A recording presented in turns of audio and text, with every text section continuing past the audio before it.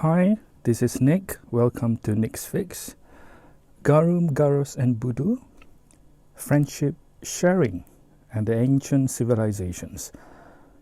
The Sungai Batu Kedah Tua civilization is dated 788 BC, older than the Roman civilization and a bit younger on paper than the Greeks, but one can say and continue to presume, like I do, that they did live side by side for a time.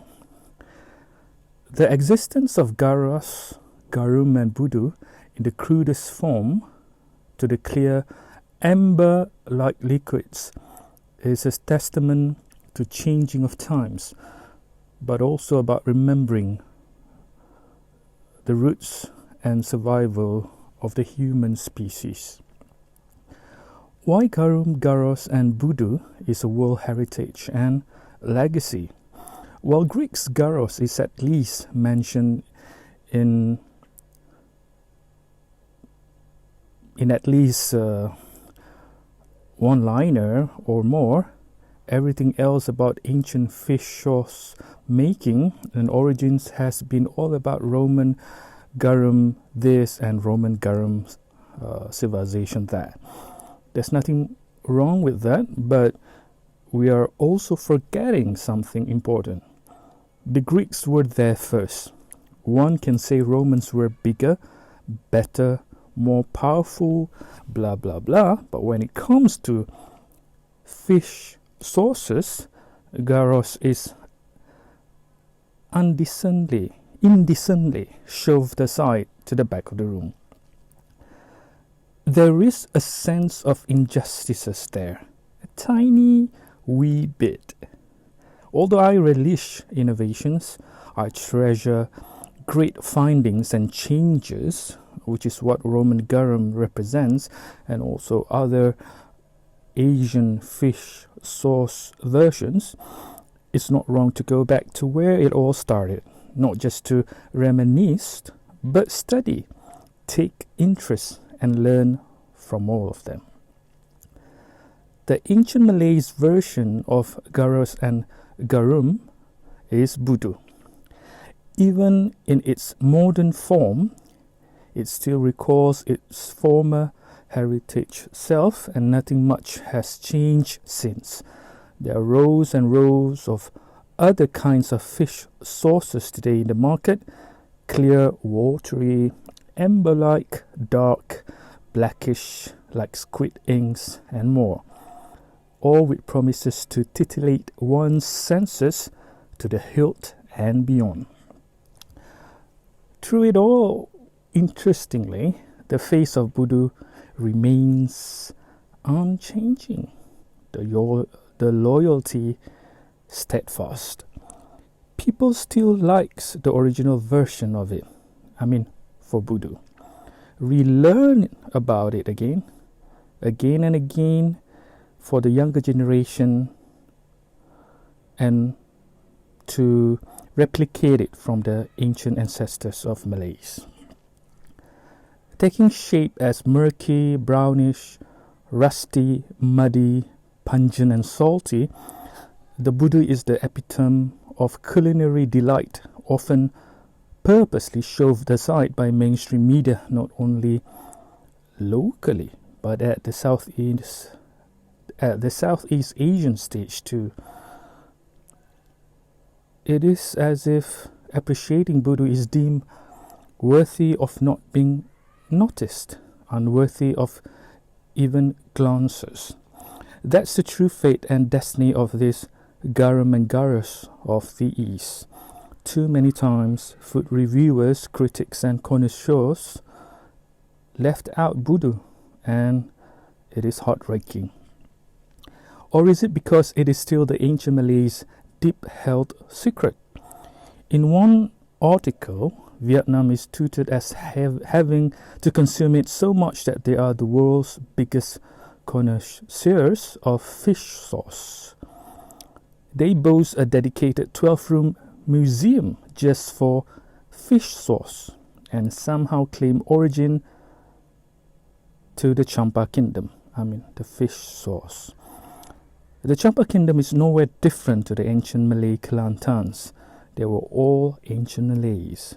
Champa people in Kelantan eats Budu, and although they do consume the more watery, clear and blackish type of fish sauces, Budu remains high on their list. Why not? It is a gift from their ancient ancestors.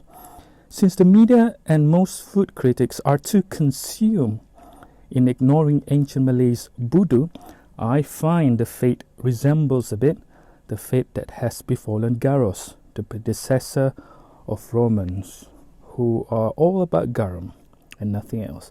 I've often wondered about how come the original Greeks Garos bore uncanny similarities with ancient Malays' Budu. Someday Phoenicians may have introduced it to the Greeks, along with Arabs who are more attuned to muri, a type of Middle Eastern type of fish sauce, which I've never encountered that much mentions in articles relating to fish sauces. Maybe I'm wrong, because most articles I click on was about Asian or Southeast Asian fish sauces. There's nothing really novel about ancient fish sauce making at the end of the day. It's basically about fishes and salt. Claiming it originated from here and there is kind of hard to prove, and what's the point of it? But it doesn't mean that I'm budging from one of my theories, which was about the Greeks and ancient Malays sharing the recipes and know-hows.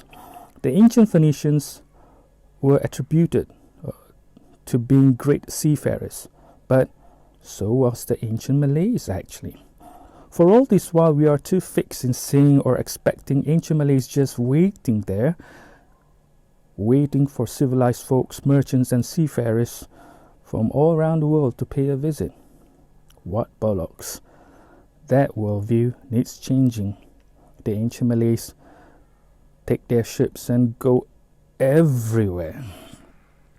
While there are indeed blood, rage and all that genocide and killings in the ancient worlds, there definitely was also friendship, sharing and eating together.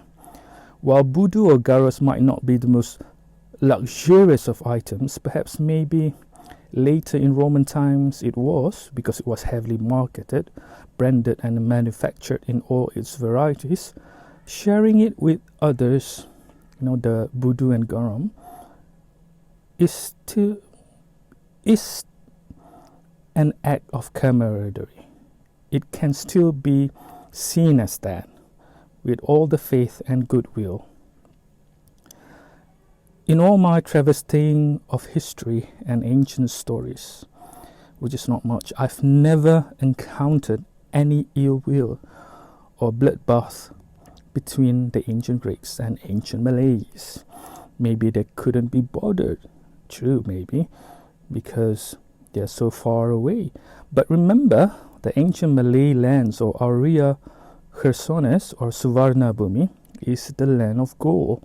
It is said that even King Solomon took his gold for the adornment of his temple from Mount Ophir, believed to be Mount Ledang, in the peninsular Malay lands not far away from Kedah Sungai Batu archaeological complex.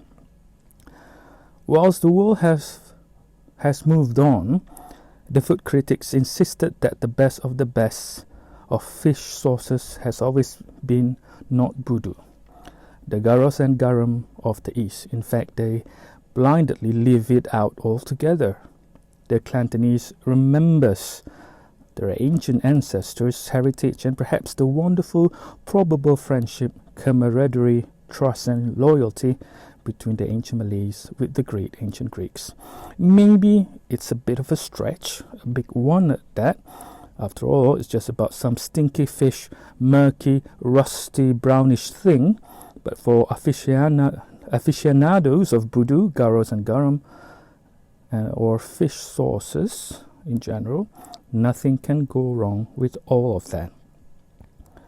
We may be living in ultra-modern digital world, but it is still not wrong to reminisce the really good old times, especially the good things our shared ancestors has gifted to us.